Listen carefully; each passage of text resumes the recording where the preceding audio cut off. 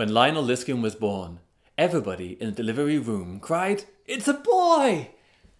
and were mildly disconcerted when Lionel detached himself from his mother's breast and corrected them.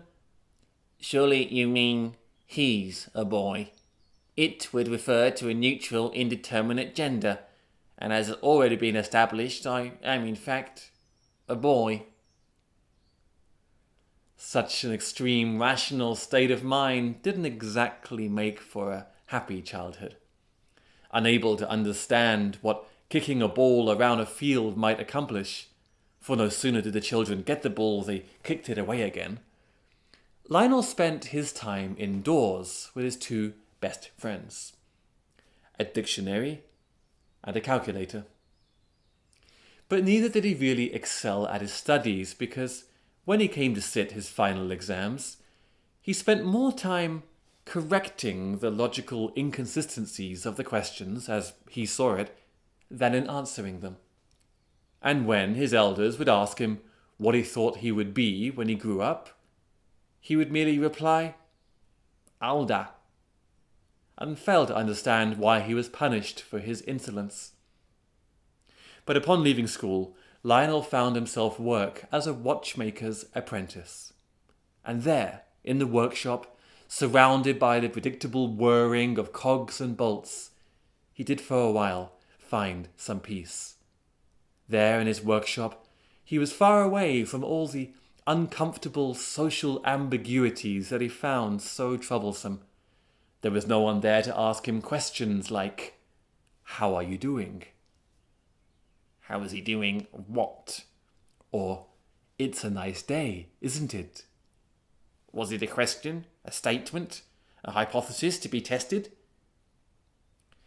But though he found some financial independence in his own way of life, yet Lionel's heart was as human as anybody else's, and he longed for a companion. He could think of only one choice: Emelina Emerson, the local librarian. There was something in the way she tied her mousy hair up into a tight bun on her head, the precision with which she placed the spectacles on her nose, the diligence with which she would cross-reference her files. All of it produced an unpredictable and rather unsettling, yet rather stimulating sensation in Lionel that anybody less rational-minded would have recognized as love. So it was to Lionel's surprise one day that he found himself going down to the bank and withdrawing all of his savings and buying a simple gold ring. He walked off in the direction of the library, and as he entered he found Emelina Emerson in an ecstasy of cross-referencing her files, and it was with some reluctance that she looked up at the visitor, dressed in a grey linen suit, 2 sizes too small for him. I have come here today with the express intention of establishing, beyond any shadow of a doubt, whether you will, not as to say that you are in any sense clairvoyant, but whether you will, in fact, consent to marry me. I do not presume to predict your answer, but in any sense, if you would contemplate the please marry me. Whether it was his stammering manner, his extreme vulnerability, or simply the pleading use of the word please, but Lionel's proposal produced a minor miracle. There came a gurgling noise from deep within her chest, a throbbing sensation that pulsed and rattled its way up Emelina Emerson's throat, up into her mouth, and then, for the first time in her life,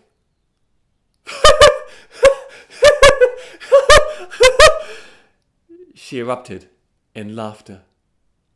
She shook with mirth until the tears flowed, and she frantically wiped them away in case they might stain her files. Lionel stumbled out into the night, and a cold rain fell as he walked through the streets in no particular direction, feeling more miserable than he could ever remember being. Why should he, of all humanity, be condemned to live alone? All he longed for was a bit of friendship, a bit of company. Everywhere there were thoughtless, irrational people, and yet they seemed to find companions. Was there nobody in this world who might cherish a lowly watchmaker? Remembering that men in his position traditionally found consolation in the metabolic waste products of the fermentation of sugar, Lionel stumbled down some steps and into a bar. But he found his way blocked by the doorman, an enormous ape of a man with a shaven head and a gold ring through his nostril. "Password." "That is not a question, but a statement, and one which..." But Lionel found himself being bundled into the bar anyway. It was a dark place that stank of pipe tobacco, and quite deserted except for the bartender, who wore sunglasses, and an elderly gentleman in a tweed suit and a balding patch, who sat with a walrus moustache at the far table. "Ah, excellent! Come and join me for a brandy. We'll be thick as thieves in no time, if you'll pardon the expression." Lionel didn't know why he should pardon the expression, but found himself unable to refuse, and taking a seat, the bartender came over with 2 glasses and a bottle of brandy, and by the way the man had to feel for the table, he realized the bartender was blind. "Well now, here's to your health. But tell me now, what's your specialty?" "I've no idea what you mean." "Oh, quite right, quite right. The man who shares his secrets will soon have no secrets left to share." "Yeah, the others have started to arrive. Well, look here, perhaps I might win your confidence with a few introductions, That one there, for example, we call the Shadow." Lionel followed the bony finger, pointing over to a young man who had just entered with short black hair and a rather ordinary-looking face and clothes. So normal and nondescript, he seemed to blend into the place at once. "We call him the Shadow because he picks a victim in the street, follows them home, one step behind them all the way. He walks right into their houses behind them, and there he remains for the rest of the evening, closer to them than their own shadow. He sees what they see, he hears what they hear, he reads what they read, he smells what they smell. He even eats what they eat when they're not looking. He climbs into bed right behind them, and there he remains all night. But what he does when they turn over, I have no idea. Next morning he walks out right behind them, one step all the way, their privacy in his pocket. Oh, there's the uncle. Haven't seen him in a while." Lionel looked up to see a man in his 50s entering, with hardly any hair left, and an old-fashioned suit, and ruddy cheeks, a twinkle in his eye, and despite his sadness he felt a glow of affection stir within him. "We call him the uncle because he simply walks up to his chosen house, knocks on the door, and, well, you can see for yourself the impression he makes. Everyone assumes he's some long-lost relative of theirs, perhaps some uncle who's been at sea. And no, they can't remember exactly who he is, what his name is, or even how they're related. But what's important is he's back. They invite him in and give him all he asks for." Lionel's heart sank within his chest like a heavy stone, going down through a sea of existential emptiness. And yet, these improbable characters did stir the slightest spark of curiosity, and he was about to ask his new friend what it was they all had in common when he lost his breath, as a young woman entered and stole the attention of everyone in the room. Well, she wasn't exactly beautiful, but there was something in the way her hair was tied back, allowing all the light in the place to focus upon her white complexion. And there was such an innocence, such a heart-breaking vulnerability in her eyes that only somebody with a heart of stone could have been unaffected. "Ha ha! What do you make of her, eh? She is the thief of hearts. Why, there are men in jails, lunatic asylums, and cemeteries all across the city on her account. Mark my words. What she does, she picks a victim and follows him to where he works. Then she stands outside in rain, snow, thunderstorms, not sleeping, not eating, just gazing at him, be he a lawyer or a baker, just gazing at him with those big, vulnerable eyes of hers, until the victim comes out and offers her blankets and cups of tea, but she won't accept a thing. Finally, her chosen admirer, well, he can't work, he can't sleep, he can't think. And in the end, he just throws himself at her feet, promising his heart and his love and his life only for her. At which moment she just ruffles his hair and walks off, never to be seen again."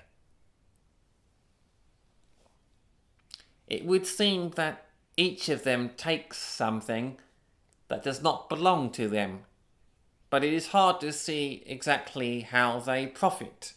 "Oh, indeed not. We are not some common class of thief concerned with stealing a gold ring or a wallet. We belong to the Society of Thieves. We are concerned with the art of stealing." Well, what is it that you do? "I, sir, am the philosopher. I walk through the streets of the city, through the parks, meeting those people I find on my way and engaging them in conversation. I find out what it is they think, what it is they believe. I listen carefully, and then I show them how their ideas are merely illusions, their principles, blind rules, their beliefs, ignorant superstitions." But then, what is it that you have stolen?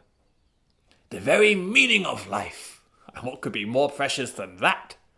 Oh, look sharp. Here comes the boss." Lionel looked up to see an enormous man enter the bar with a black coat draped around his shoulders.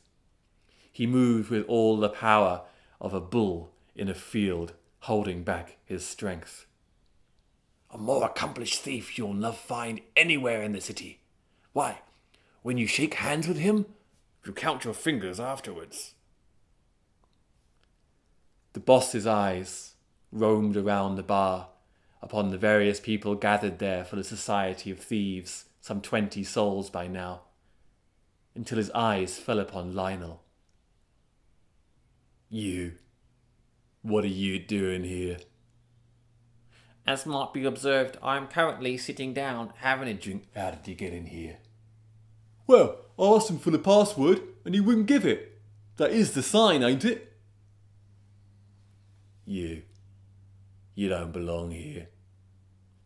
Perhaps I ought to be going. "Oh yes, you'll be going. But I promise you this, you'll be leaving in several pieces," the boss said, pulling out an enormous sharp-looking knife. He stepped forwards and his physical bulk dominated the room. But then Lionel found himself getting to his feet, and without quite knowing where the inspiration came from, he declared, Society of Thieves, you say I do not belong here, but what if I could prove that I am in fact the greatest thief of all?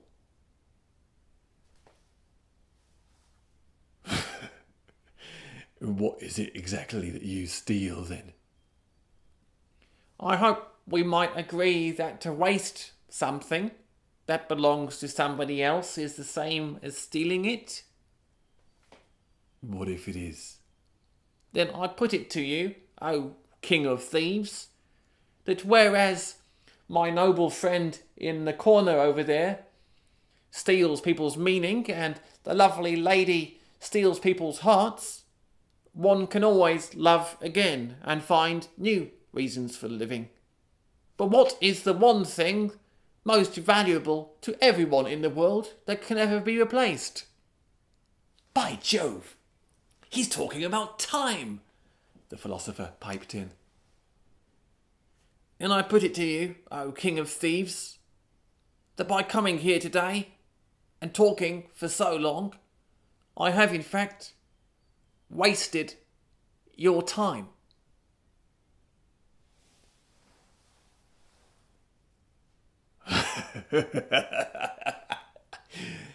As the boss broke into laughter, the other thieves followed suit.